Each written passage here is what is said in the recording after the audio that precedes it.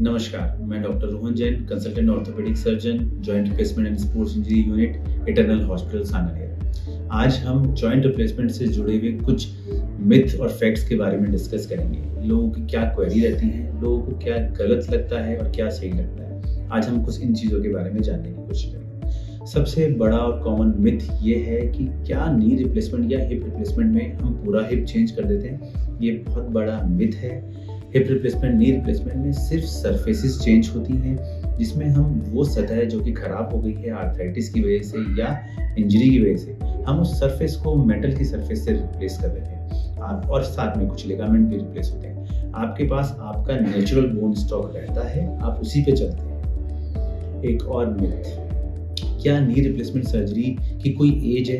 As such knee replacement, hip replacement surgery की कोई age नहीं है। वो एज यंग एज 20 ईयर्स और एज ओल्ड एज 90 ईयर्स में भी की जा सकती है। ये सर्जरी का टाइम आपकी बीमारी डिसाइड करती है। अगर बीमारी इस स्टेज तक आ गई है कि आप चल नहीं पा रहे हैं, आप अपनी डेली एक्टिविटी नहीं कर पा रहे, तो इररिस्पेक्टिव आपकी एज क्या है, इससे कोई फर्क नहीं पड़ता। ये सर्जरीज आपकी लाइफ टोटली चेंज कर देंगी। एक बहुत और कॉमन मिथ ये है कि इन इम्प्लांट्स की क्या लाइफ होती है। क्या ये 10 साल में खत्म हो जाते हैं, क्या 15 साल में खत्म हो जाते हैं? एज सच इन इम्प्लांट की कोई लाइफ नहीं है। ये लाइफ लॉन्ग चल सकते हैं। आपकी क्या एज में सर्जरी होती है, आप उसको सर्जरी के बाद किस तरह से रखते हो, आपकी क्या एक्टिविटीज हैं, आप किस क्वालिटी का इम्प्लांट यूज कर रहे हो, इस पे इम्प्लांट की लाइफ डिपेंड करती है। इम्प्लांट पूरी लाइफ लॉन्ग चल जाते हैं अगर इम्प्लांट को अच्छे तरीके से रखा जाता है। एक और बहुत कॉमन मिथ है इन सर्जरीज को लेके कि इनके बाद हम स्पोर्ट्स एक्टिविटीज पे वापस नहीं जा सकते। ये गलत है। स्पोर्ट्स एक्टिविटी, हाँ, हमें कुछ स्पोर्ट्स एक्टिविटी मॉडिफाई करने की जरूरत पड़ सकती है। हम कॉम्पिटिटिव स्पोर्ट्स नहीं खेल सकते। कॉम्पिटिटिव स्पोर्ट्स और कॉन्टैक्ट स्पोर्ट्स जैसे कि रग्बी, फुटबॉल, सच बात है हमें ये स्पोर्ट्स नहीं एडवाइजेबल है। लेकिन हम साइकिलिंग कर सकते हैं, जॉगिंग कर सकते हैं, क्रिकेट खेल सकते हैं, मॉर्निंग वॉक कर सकते हैं, बैडमिंटन खेल सकते हैं। ऐसी काफ़ी सारी एक्टिविटीज़ हैं जो हम डेली एक्टिविटी में कर सकते हैं, डेली लाइफ में कर सकते हैं। एक और बहुत कॉमन क्वेश्चन है या मिथ है कि भाई हम ड्राइविंग नहीं कर सकते। नहीं, आप 2 व्हीलर 4 व्हीलर दोनों चला सकते हैं। इन दोनों को ही चलाने में हमें किसी तरह की कोई मनाही नहीं है।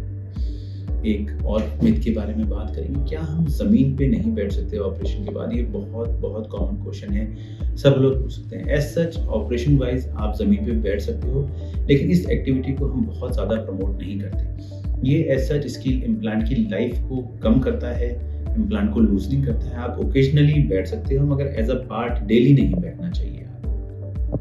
एक कॉमन मिथ ये भी है कि हमें ऑपरेशन के बाद लाइफ लॉन्ग किसी तरह के सपोर्ट की, वॉकर्स की या स्टिक की ज़रूरत पड़ती है। नहीं, ऐसा बिल्कुल भी नहीं है। इनिशियल डेज में जब आप ऑपरेशन के बाद चलना स्टार्ट करते हैं तो आपको वॉकर का सपोर्ट की ज़रूरत पड़ती है। फिर उसको हम स्विच करके स्टिक पे ले जाते हैं और कुछ दिनों के बाद हमें उसकी भी ज़रूरत नहीं पड़ती। पेशेंट इंडिपेंडेंटली पहले की तरह नॉर्मल वॉक कर सकता है। क्या फिजियोथेरेपी का रोल है? हाँ, बिल्कुल रोल है, लेकिन फिजियोथेरेपी लाइफ लॉन्ग कराने की ज़रूरत नहीं पड़ती। फिजियोथेरेपी का रोल इस सर्जरी में इनिशियल डेज में है, जब हम रिकवर कर रहे होते हैं। वो 15 दिन से लेके 1 महीने तक कुछ भी हो सकता है और वो पेशेंट सेल्फ भी कर सकता है। उसमें हमें किसी की डिपेंडेंसी की ज़रूरत नहीं। वो आपको सारे रिजल्ट जल्दी से ले आता है फिजियोथेरेपी से, और अपन 15 दिन से 1 महीने में फिजियोथेरेपी छोड़ सकते हैं जब हम नॉर्मल वॉक करना स्टार्ट कर सकते हैं। क्या इम्प्लांट से इम्प्लांट की फॉरेन बॉडीज होते हैं, क्या ये कोई रिएक्शन करते हैं? एक ये भी कॉमन क्वेश्चन है, कॉमन मिथ है। ये इम्प्लांट इनर्ट मटेरियल के बने हुए होते हैं। कोबाल्ट, क्रोमियम या टाइटेनियम के अलॉयज होते हैं। ये रेयरली मतलब एक्सट्रीमली रेयर है इन कंपोनेंट से किसी भी तरह का बॉडी को रिएक्शन होना। ये मेडिकल ग्रेड के इम्प्लांट्स होते हैं। ये बॉडी में, पेशेंट की बॉडी में इजीली एक्सेप्टेबल होते हैं। कभी रेयरली कोई प्रॉब्लम करते हैं, बहुत रेयर है अगर वो प्रॉब्लम है। ये मेरी तरफ से कुछ जानकारी, कुछ मिथ एंड फैक्ट। फिर भी आपको किसी भी तरह की कोई इंक्वायरी हो, कोई आपकी तरफ से संशय हो, तो मैं इटर्नल हॉस्पिटल सांगानेर में मंडे से सैटरडे 10 से 4 यहीं पे अवेलेबल हूँ। थैंक यू, नमस्कार।